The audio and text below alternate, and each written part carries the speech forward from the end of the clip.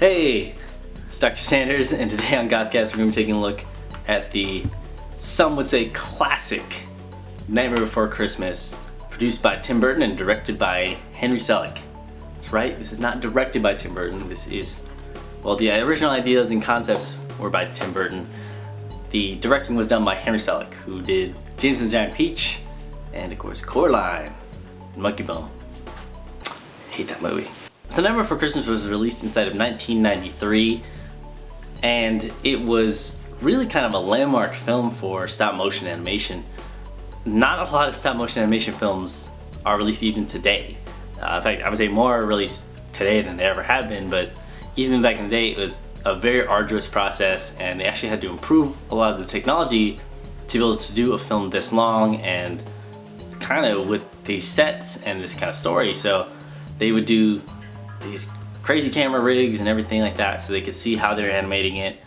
But of course there's always the risk that if you bump a puppet or change a light or something like that, that you're gonna have this issue that you have to redo a whole scene.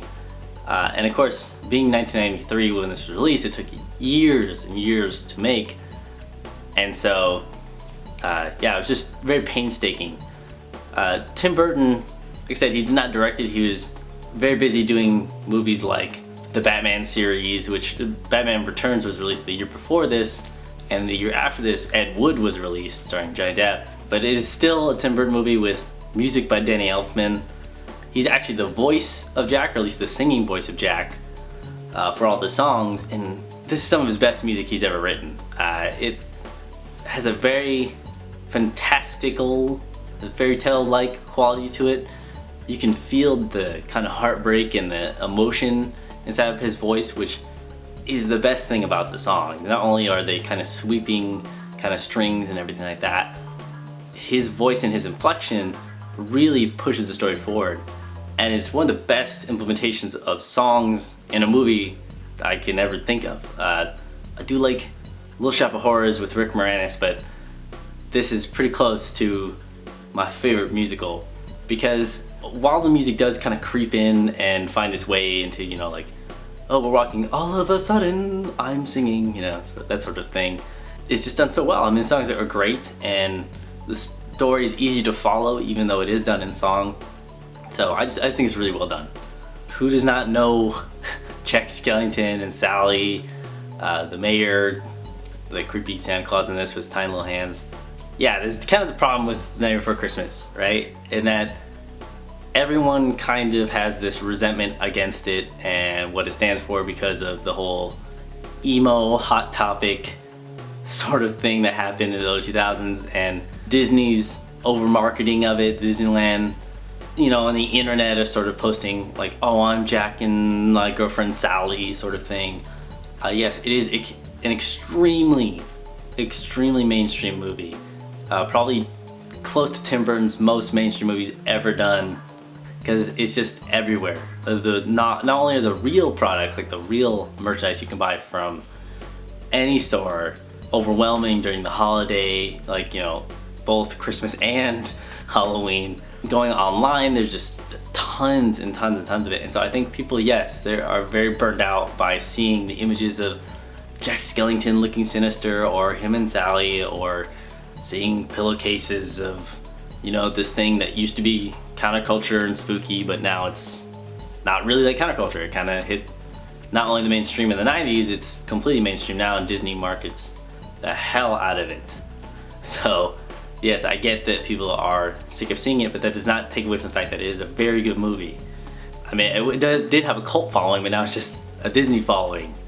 The set design, I will say, is, gosh, it's probably the best Tim Burton stop motion sets and characters, like in terms of their fabric, in terms of the way that the ground and all the buildings look.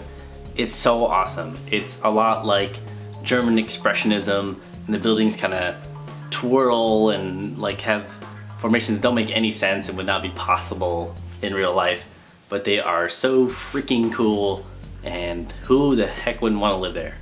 Even Christmas Town is cool. Like, the snow is really lumpy and a lot like the older Christmas specials, which Tim Burton was influenced by.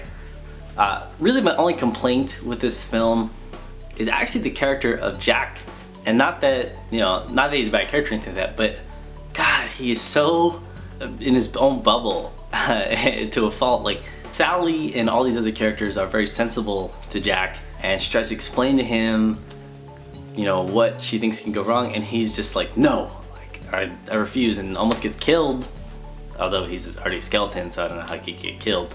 But he almost, you know, he does get shot down, all that stuff. I don't feel like I'm saying any spoilers or anything like that. It doesn't go extremely well when he tries to celebrate Christmas. But yeah, I just think that that's kind of the only problem. I mean, I know a lot of people will love the movie because Jack is a very, as a lot of people say, innocent character, and that he's not deluded by, you know, fear or anything like that. But the fact that somebody who he cares about is trying to come to him and rationalize this with him and be part of it still is, I don't know, a little not good-ish. But I recommend it wholly. So I hope you've enjoyed this video and my, I guess, kind of a rant about the oversaturation of Tim Burtonisms and all that stuff. But yeah, like, comment, subscribe, and we'll have a new video up soon. And stay spooky. Oh God! Oh God!